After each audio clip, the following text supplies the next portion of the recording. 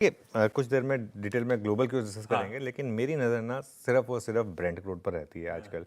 बाकी सब तो ठीक है। ब्रेंट क्रूड 79 तक गया ओवरनाइट और फिर फिसला 80 के ऊपर। अगर हम निकले तो जैसे हम कह रहे हैं कि मूड थोड़ा सा ख़राब होगा, और 80 के ऊपर अगर आप निकले तो 24,500 फिर टूटने का रिस्क रहेगा निफ्टी में।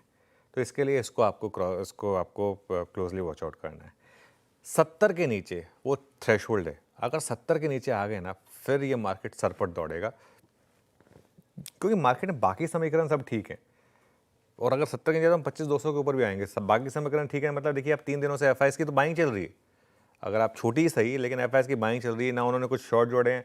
तो इस बार तो आप ये भी नहीं कह रहे हैं कि भाई, ये भी नहीं कह सकते कि भाई एफआई की वजह से बाजार नहीं चल रहा। एफआई कह रहा हम तो नहीं बेच रहे इस बार। अब क्यों आप मार्केट कर रहे हैं? अच्छा, कल तो ये भी नहीं, जैसे हम कल तो ये भी नहीं कह सकते थे कि मिड बाजार एफआई की वजह से गिरा, क्योंकि अगर एफआईएस बेचते हैं तो भी फिर भी इंडेक्स पे इंपैक्ट आता है। कल तो मिड कैप गिरे, और जैसे हम कह रहा हूँ कि शिद्दत से गिरे कल मिड कैप स्मॉल कैप। तो लेट्स सी।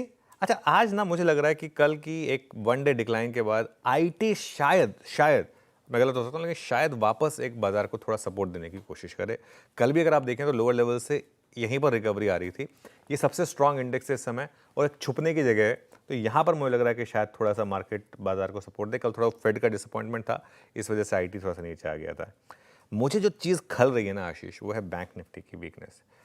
क्योंकि बैंक निफ्टी का अगर आप अब 2 वीक्स का चार्ट देखेंगे तो पॉलिसी थी हमारी एग्जैक्टली 2 वीक्स पहले पॉलिसी थी।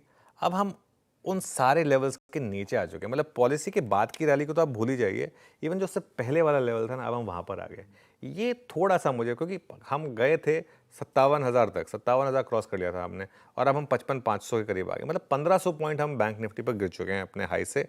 वो मुझे थोड़ा सा खल रहा है। बाकी खैर देखते हैं आज किस तरीके से मार्केट बिहेव करेगा। क्या नहीं करा आरबीआई गवर्नर